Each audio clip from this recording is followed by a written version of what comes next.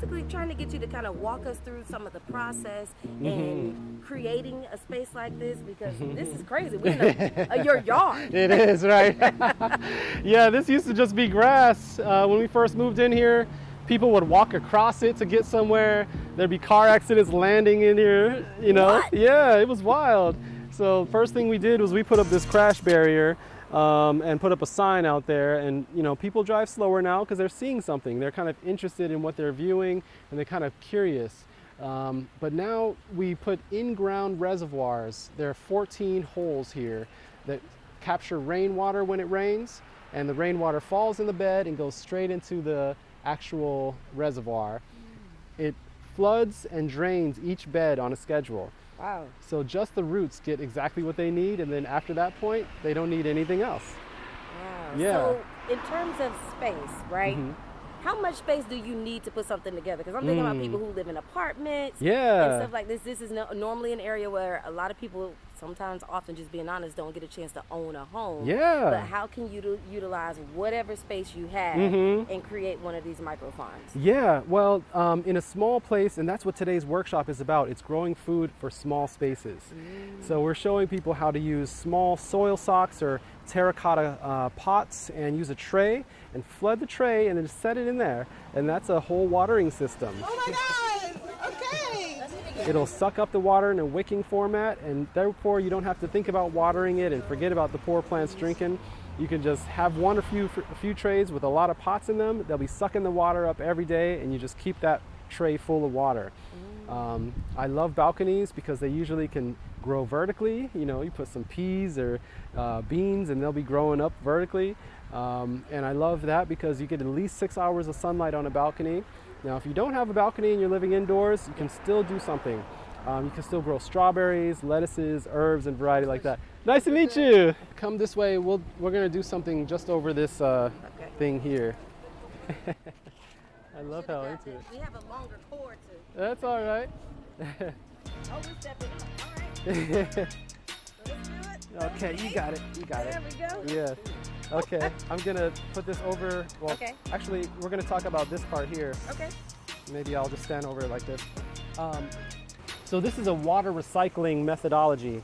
Right now, it's irrigating from the bottom up, and all the water comes up, and then it goes back down in that tube. That allows for just the soil roots to get irrigated, and the plants are able to take exactly what they need. Then my teammates add fertilizer into this water, which is under our feet, and they make sure it's nutrient-dense water. So it becomes rainwater at the beginning, and then it becomes nutrient-dense water when we add our stuff to it, and the plants take it all in. Thank you. Thank you too. Thanks for coming. Hi, how are you? Wonderful. Oh yeah? Quite the spectacle over here, right? Definitely, definitely. A lot of people are very interested in what we do. Yeah. So how did you, for someone at home and they're just going, can they set up something like this, right? What does that look like for them? Yes, if you're interested in setting up something like this, either a system or some grow space, you can either call us and we'll do it all, or if you're not within the LA area and you want it, then I have a mentorship group that'll encourage you on the methods you can do to get it done in your area. Yeah, it's called Crop Swap Your City. And whether you're recently someone from Fiji, the island way out in the Pacific, got in touch with us and wants something like this there. So I'm encouraging her to speak with contractors nearby, speak with her federal and state people and figure out where the money can be. And then once she's ready, I'll give her advice on the design. And Jamiah, how does this make you feel knowing, like, when you're hearing the folks who are talking to me here at the workshop today and they're talking about, man, every time I go into the grocery store, it's disappointing to see those prices that high, but to know that you're having such an impact, how does that make you feel? Yeah, the impact I've had over the last few years has really been something I still work with because it is a significant impact, and yet I didn't start off that way. No one does. There's been a mural of my face put up somewhere and things like that I still am grasping. But I just have to know that I made a difference and I tried. Every morning I just think to myself, I just got to do my best. Thank you so much. Whether crazy things happen outside of this fair or whether Whether something crazy happens inside, we can't keep going, whatever it was, I just have to know that I did my best. And that's the example my daughters need, that's the example our neighbors need. And if we're all not doing our best, then we better step up. Hey brother, how you feeling? All right. You know, because if you do your best in what you do, and you contribute it, and he does, and she does, then we're gonna be set. We don't need nobody. Ooh, rosemary smells so good. I have negative experience. I have nothing. So I'm here trying to learn, child, trying to learn. Well, how cool is that just to be able to say that I want to be able to change for future generations? 100%, 100%. Because we can't rely on anybody. Nobody's coming to save us. So we got to do it for ourselves. And so this is one of the multitude of ways. There's a lot of ways that we can do it, but this is a huge way that we can take care of ourselves in our communities, is to grow our own food. And so that's why I'm here. When I heard about it, I was like, this is what we need. This is how we need to go back to our roots, literally. So Tell me about some of the things that you selected to plant here. okay, so this is sage. This is, wait, what is this? Oh, that's right, dinosaur kale. Okay, she knows. She paying attention, child. So dino kale, and this is regular kale. Oh, no, this is collards. This is collard greens, and these are, they're lavender kale. Isn't that so pretty? So I'm hoping I don't kill them. I'm concerned they may not make the night, but we trying. Yeah. And I was going to say, what a blessing to be able to do that, because like picking your favorite things, because we know right now we walk into the grocery store, you choosing between what I'm going to leave on the shelf and being like, I don't need that, versus what I really need. No, 100%, which is why I'm so excited to start the process of being less dependent on things and systems. Well, I don't think I'm doing it right. They seem droopy. Oh, that's okay. Is it wrong? Do I need to put them deeper in or something? And where do you plan to put this at, your house? I'm not sure yet. I may put it in my backyard. Or I'm not sure if I'm gonna do backyard or my house. I'm not sure. Your reaction, I guess, for the last couple of years when you went to the grocery store, and even now when you go to the grocery store, you're like, this is just too much. I know, I was just there, like the other day. It's Yeah. like, it's just frustrating. The cost of everything's gone up. I got my electricity bill the other day, water and power, and it's nuts. It's nuts, and so our country doesn't want to take care of us in any way. And we are all like one paycheck, two paychecks away from not having a home to live in. And so I'm very excited about being able to care for myself in ways that I know that this government is refusing to. They would much rather put money in military equipment and bombs and policing. They have no interest in taking care of citizens the way other industrialized nations do. How do you see this being something that can take shape across the country? Oh my gosh, it's just a matter of people becoming more aware and then wanting to learn. But this is 100% scalable, 100%. And that's why I'm so excited, like hearing about the business and hearing, what they've created here, because this is absolutely something that more of us have got to start realizing, because you don't have to have a huge yard in order to do it. You can do it in your apartment, and you can do it in your small yard if you have one. You can do it in your front yard. There are so many ways that we can access the space that we're in, even if it's just creating a few small things that we can feed ourselves with. So it is absolutely scalable, and I'm so excited that it's happening, because this is what we need. This is what we need. Like I said, ain't nobody coming for us. We have to rely on each other. And so they're providing a community service at a minimal cost for us to be able to be more independent and take care of ourselves and our communities. So I'm excited. I like that. All right, so we can look at something else you got going. You want to go this way? Yeah, let's come this way. Get all the questions so my producer don't kill me. Yeah, sure. We'll come this way. I'll stand here. Showing us something here. Yeah. So what is Haley's this got that we it. have here? Yes, these are rain gutters repurposed to be grow beds. And it's a combination of soil and rocks. And the soil and rocks allow for the space for the roots to get in there, hold on, get water. These are romaine lettuces. These I think might be peppers. Oh, there's a pest in there. We don't want you in here. And you know, these are, I think, mustards. Here are some dinosaur kale, you know, with the scaly, like lizard skin looking thing. That's why they call them dinosaur kale. We smell our fertilizer, of course. You know, there's fertilizer out here. But yeah, it's a wonderful place to grow vertically. Instead of one space, you're getting 4 spaces. And if I didn't have workplace laws on ladders and stuff, I could have gone even higher. But this is the highest I can legally go. We're growing a lot of food here. Every location of ours is monocropped. So this is going to be, eventually, this will be all lettuces. And it'll be serving all 80 families. And the other locations might be all carrots, all onions, all chard and things like that. And that'll be mixed in with everything. Awesome. Now tell us about, you know, this is not only, because you've mentioned your staff a few times, right? Yeah. This is not only creating a food source and resource for people, but it's also creating economic opportunity for those to have jobs in this space. Tell us about that. Yes, that's right. That's essential. We've had interns, part-timers, contractors, full-timers, and folks who are apprentices who don't have the skills but want to learn it. So we've brought all 5 categories of people inward. Many of them have health insurance due to us. I even used to have gardening days for people to go home and garden, be paid for that. But you know, in different phases, we have different opportunities for people. My own nephew is an apprentice, and it's just amazing to see people have a chance.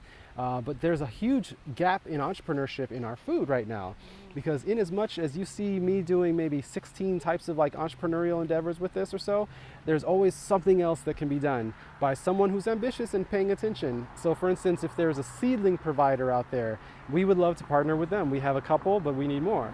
Or if there's like a seed provider, that too could be done on a local level.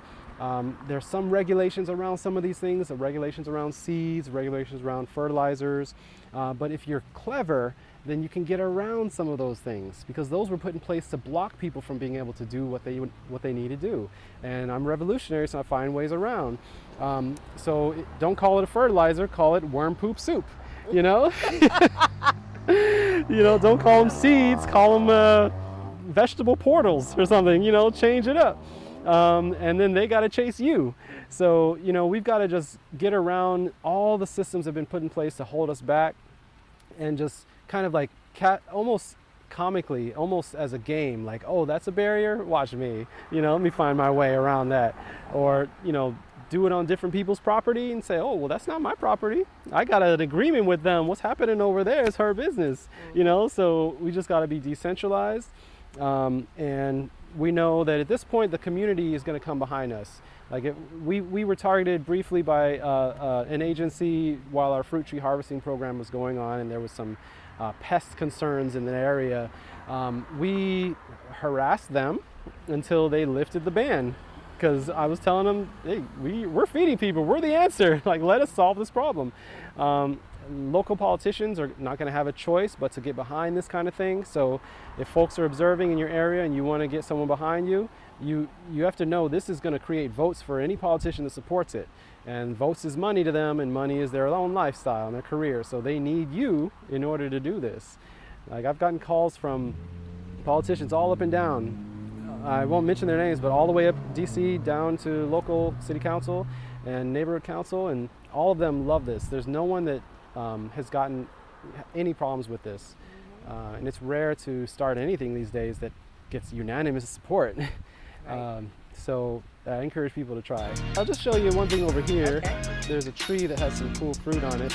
Yeah, so we have water recycling trees also. Strawberries in here. Oh, strawberries. And this is a successful-ish water recycling pomegranate tree. Oh. Yeah. So I think it's a good time. Wait, we're gonna pull it? I'm gonna pull Yeah, you can pull it off and I'll cut it open. Okay, so what do I, let's see what I do here. Yeah, rip it up. It's got some sharp edges, but just be pull careful. This right here? Yeah, you can twist and pull. Twist and pull. Mm-hmm. However it happens.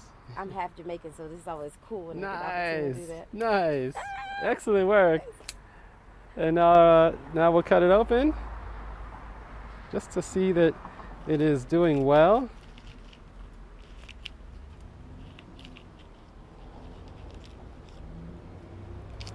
It's a pink pomegranate. Whoa, look at that.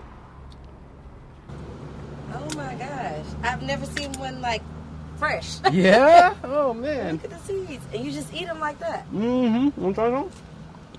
Oh my goodness. My hands are pseudo clean. You can grab it off the fruit if you want. Okay. Wait, pseudo clean? Yeah, I've been All right. touching dirt. All right. So let's go here. Mm-hmm. Try. Oh, it's sweet. Yeah. I'm really surprised. Mm-hmm. Oh, wow. Now I need a snack break. Yeah. Yeah, it's really good. Mhm. So how long you been growing these? About a year. Okay. Mhm. So about a year it took for you to grow these. Yeah. So in this entire place, Yeah. you have all fruits, all vegetables, basically Mm-hmm. everything you would find and beyond what you'd even see in the market. That's right. Yeah. Wow. Because we have a fruit tree harvesting program. Mm-hmm. And on our fruit tree harvesting program, people come to us with grapes, guava, cactus fruit, avocado, citrus, and we go get it. Yeah. So you have access to everything. Tell me too about like a lot of times, you know, because I've covered stories. I've been in the business for 15 years, and a lot of times black children aren't even like exposed to Right. stuff like this. Yeah. How important is it for them to see you, even as a black man, a black family that's doing this in the Yes, community? it's essential. Especially for our children, it's essential that they see a leader that looks like them doing this, because food has been colonized actively, and we're so used to our colonizers telling us what to eat. Just that concept alone is very strange. When we come from different places in the world, and you telling me to eat that, but that's not even something y'all ate. So I'm really about reclaiming, first of all, the agency to put in my body what I believe is right. And then secondly, to show myself as a leader, as someone who will do what he needs for himself. Because our kids oftentimes are taught subliminally to do what makes sense for society, do what keeps peace, do what so-and-so tells you, or stay out of trouble, or just go with the flow, stay underground. And truly, things are so bad right now, we cannot afford to do that anymore. Like, our kids need to be rebellious to these systems. We need to stand up and actively do something different. Like, if you're telling me red, I'm going to blue. If you're telling me yellow, I'm going to purple. So what is this right here? These are carrots. Carrots. Okay. You got carrots. How you doing, brother? Welcome. Yeah. What's happening? Okay. The thing up here is they got bugs here. Oh, okay. You know, they eat up the leaf. Yeah. What you recommend to spray it? Neem oil. What is that? Neem oil. Neem oil? Neem with an N. Where Neem. can I get that at? You can get it at Lowe's. Lean? Neem, like an Neem. N. Neem oil. Yeah, N-E-E-M. All right. Yeah, neem oil, you spray it all around. Right. Because their bugs are there to suck out the sap. Right. They eat up the leaves, but the veins still be in it. Yeah. In my grandmother's collard green. Yeah. Yeah. But I mean, anyway. what you do is spray and rub them off at the same time with water. Oh, just spray them. Spray and rub them off, they'll be gone, and then spray the neem oil on it. Oh, okay. Yeah. All right. Okay. All right, brother. What's your name? Jamiah. Jamiah, my name is Ray McCray. I'll Okay, come Ray. back and see you. I remember you was working on the roof and I was going to Yeah. come to see you. Yes, All sir. right, y'all have a great You day. too. Thank you. Fun to me. I hear that. So what do we have here? Oh, I might run. Oh, it's gone. Okay. It was big. But So- these are pomegranate. Sorry, these are passion fruit. Got a little ladybug. Oh, we're getting lucky. Look at the passion fruit coming out of this thing. Wow. They come out of the flowers. So when you go to plant, like, it's just, you start with seeds, but the climate itself doesn't necessarily matter. How does that even work? In Los Angeles, we're so lucky we got all year long to grow. You know, people in Chicago, they got 4 months, you know. Yeah, so you can plant with seed at first, but we actually planted this with an actual tree, and it's planted over there in the corner. Yeah, this is one plant. Wow. Definitely the biggest one. And then right here, what is getting ready to start? These are beets. Beets. Yeah. Heart healthy. Uh-huh, that's right. Yeah, nice heavy red beets. You can tell they're red by the stalk. It's red. Yeah, these are all 3 going to be beets. It's flooding and irrigating. I love this part of the day. You see it shining, shimmering here. I think this area is planted, but I'm not sure. So you were talking about how you would love to see more black dollars poured into this. Tell us why that's so important. Yes, it's essential.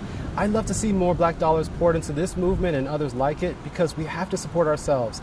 I didn't realize till just last month that when we hear stories from our ancestors and say that they used to grow their food in their own backyards, it wasn't necessarily because they wanted to, it was because they were not allowed to shop at the grocery stores. It was due to segregation and Jim Crow laws and things like that. And yes, the food in our own yards is better, it tastes better, it's cheaper, etc. But they had to do it because they didn't have a choice. They were being socially ostracized. And coming up forward, we look like we're heading that direction anyway. Either economically can't afford what's in the store, or they're going to make rules against certain people not having access. And so, we just have to be like, look, this system is not working for us. We're going to build our own system. We're opting out of the old system. We're opting into a new one. And black dollars are the biggest, most important financial tool that we have. Relying on others to supply donations, grants, things like that, it's just not going to work in the long run. But look what we've done with big retailers when they shunned us. We turned them off, right? So we do have the power to turn off, which means we also have the power to turn on. We have to do what we can for ourselves in the same way others do for themselves, and take that right, take that accountability. Invest, which means to put money somewhere where you see it grow in the right direction. Our people are going through a lot, and we just have to regain our pride and ability to do for self. This is an example for all the families that drive by, the kids, the parents who, when the kids see it, the kids say, "I need a garden, Daddy," and everybody's trying to do that now. But the leadership also, the leadership of my team, my board, myself, like, people need to see me out there.